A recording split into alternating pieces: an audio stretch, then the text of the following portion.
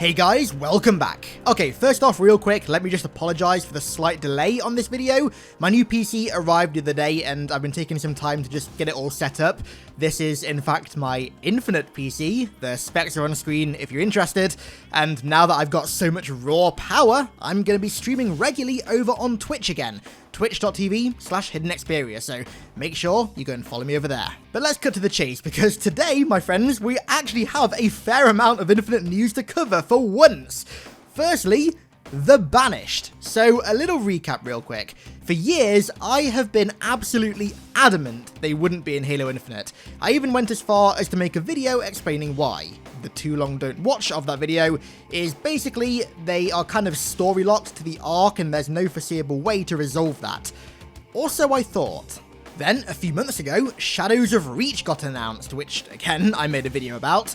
This book is looking to be a sort of like non-essential prequel to Halo Infinite. It's set in October 2559, which is 6 months after Halo Wars 2, about a year after Halo 5, and at the very least, 2 years before Halo Infinite. And the description that we got for it states, Reach has been invaded by a powerful and ruthless alien faction. This, along with a few other details, heavily suggests that the Banished are on Reach post-Halo Wars 2 and will have a run-in with Chief and Blue Team pre-Infinite. And that leads us to today's reveal. The other day, Fletch from Ultimate Airlaw found a sneak peek that a guy called Kevin, who works for Mega Constructs, revealed of a new hunter that's going to be part of the Infinite Pelican Mega Construct set, which features Chief, the pilot, and the Infinite Pelican. And as you can see, it also features a hunter with a colour scheme that is 100% banished. Now, before I go any further, I do just want to briefly mention that these sets in the past have often included figures that aren't in any way related to them. So, like, for example, we once got an elephant set that included June and Cat of Noble Team, and obviously the elephant wasn't in Reach. So what I'm saying is there's a chance this Banished Hunter is a part of this set for like no other reason than just because. This alone is by no means 100% solid confirmation that the Banished will be in Halo Infinite. However, I really don't think they take such a significant liberty with a pre-launch Infinite set. That to me just doesn't add up. It doesn't seem like the thing that 343 would even allow them to do. It would kind of be labeled as false marketing by a lot of people, so I personally think this is legit. Obviously, still take this with a grain of salt, but if it does mean the Banished are gonna be in Halo Infinite, then colour me hyped. That would open the door for like an infinite, pardon the pun, amount of cool stuff. I mean, for starters, all the Banished units could be in Infinite. I mean, they look so damn good in Halo Wars 2, and seeing the enemies and the vehicles in that game up close in a first-person game and actually fighting and piloting them would honestly just be a dream come true. I mean, the Banished Scarab, for example, is my favourite Scarab iteration by quite a long shot, and fighting that bad boy, like Halo 3 style, would be just, oh, heaven. Absolute heaven. And then also there's the characters that could come with them as well. There's the obvious Atriox, some real good boss fight material there, and then also his commanders, Latvelir, the shipmaster who got like no development in Halo Wars 2, maybe he will in Halo Infinite if he's in the game, and then also, kind of relevant to this video, Colony, one of the weirdest and coolest additions to Halo's lore in like years, if not ever. And then there's the one and only Silent Shadow. Dude, right, so Silent Shadow are now officially a part of the Banished. Rise of Atriox confirmed that. If this leads to the Silent Shadow in Halo Infinite, you will see a grown man implode of excitement. I'm not even kidding. Like, that is one of my dreams. Getting the Flood back, I'm like, number one. And then number two is fighting or seeing the Silent Shadow in a game. If this leads to that, then, my god. I mean, if the Banished are in Infinite, then it's possible the Silent Shadow could be as well, so just cross those fingers.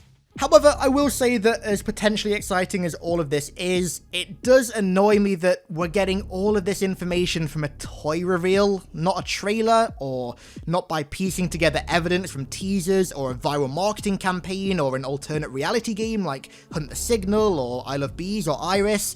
No, we're getting this all from a picture of a new Mega Bloks toy, which is a little bit lackluster, quite honestly. Like, no offense to the Mega Constructs guys at all, but to me it's a little bit lackluster.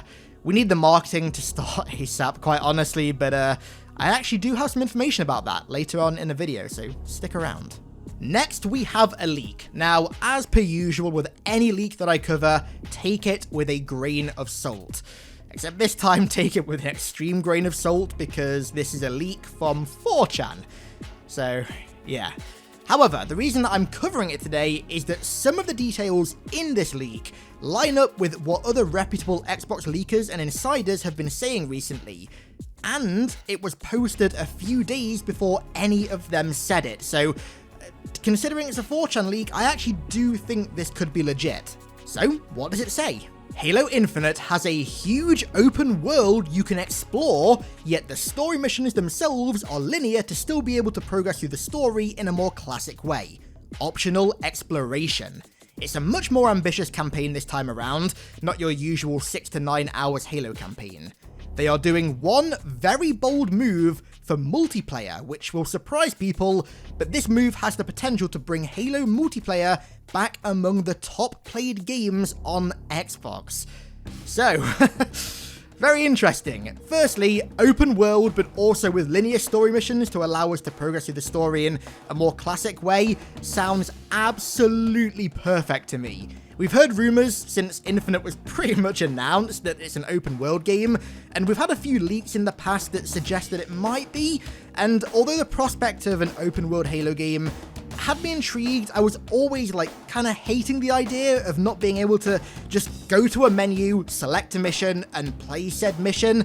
I was really hoping that I wasn't going to have to go through an open world like Destiny or Warframe, go and find the start point of a mission and then do it like that. I really hate that method of starting missions. I really prefer the classic Halo method of doing it, but by the sounds of it, I won't have to worry about that, fingers crossed. Open world and optional exploration on Zeta Halo of all places is gonna be so goddamn cool. I mean, the potential for Easter eggs there that explore the monumental events that have gone down on that ring, specifically heavily flood-related Easter eggs, the potential there is insane, and if this is true, I really hope 343 go all out with them. I will say that saying the campaign is much more ambitious is like nothing we haven't heard before. That gets said pretty much every time a new game comes out. I do wonder though if it'll actually be a longer campaign this time.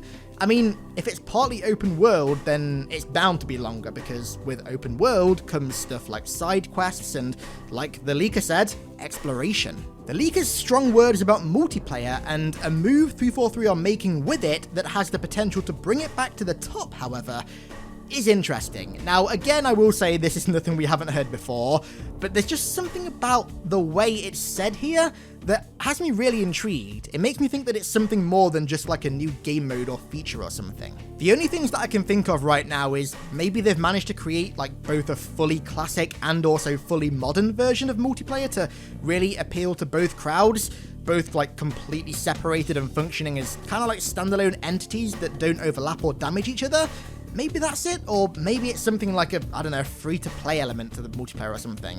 A lot of games are doing that nowadays, so it's possible, but the idea of free-to-play really worries me in terms of monetization, because for obvious reasons, free-to-play games are monetized out of the ass, and after Halo 5, that is the last thing we need for Infinite, but I guess we'll have to wait and see. But how long will we have to wait and see, I hear you ask? Well, I might actually have an update on that as well. So, two very reliable Xbox leakers, Brad Sams, who we've covered plenty of times on this channel before, and then another guy called Tim Dog, have now both stated that Xbox are planning on doing two separate shows pertaining to the Xbox Series X. The first show was supposed to happen in April, but because of the virus has now been pushed back to May. Possibly very early May, in fact, sometime around the 5th, so very, very early May.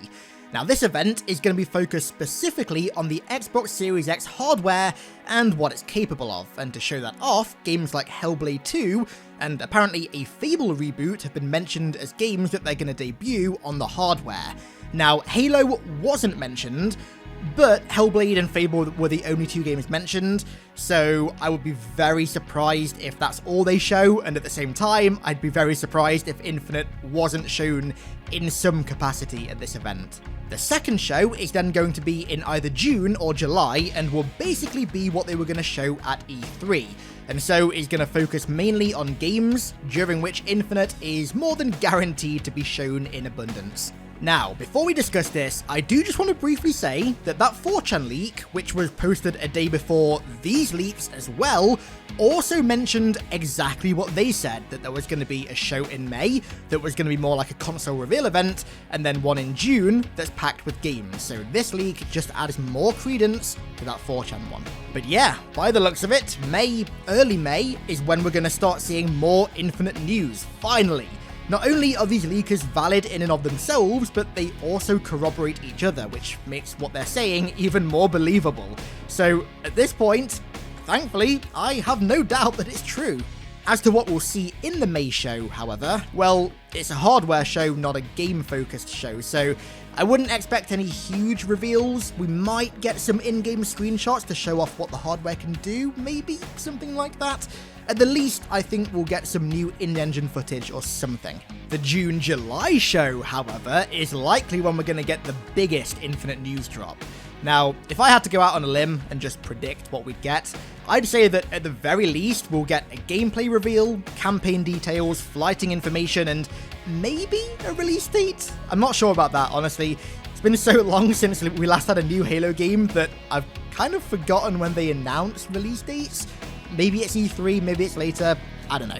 Either way though, fellas, it looks as if the end of the news drought is finally in sight, thank God. And even better, what's waiting at the end of the drought is looking to be pretty damn exciting. And finally, one brief last thing before I round off this video. The other day, ex-IGN host and now Funhouse member, Alana Pierce, was on Dealer Gaming's RDX podcast. Now, Dealer is the guy that I got all the info about the two Xbox events from, so make sure you check him out, the link is in the description. On his podcast, Alana was asked what she knew about Halo Infinite, to which she replied, "They've been so locked down with Halo and I know absolutely nothing." And then, when asked about the two creative directors who were working on Infinite that left 343 in the last year, Tim Longo and Mary Olsen, well, I'll let you hear word for word what she had to say. I'm of the impression that they had a real story struggle and that there have been a lot of rewrites since people weren't happy with what happened in the previous game, obviously, narratively.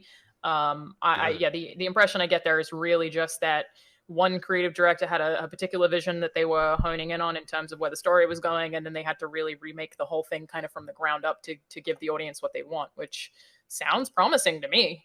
So again, take this with a grain of salt, as always. Alana is definitely credible, don't get me wrong, but at the same time, I have no idea how credible this claim is whatsoever. The only reason I mentioned it was because I was tagged in this video on Twitter the other day, and I thought I'd just bring it to light here. I thought you guys might want to see it, so just take from it what you will. And so, that's all for today. Quite the jam-packed video, which is something that I'm absolutely not used to saying when it pertains to Halo Infinite.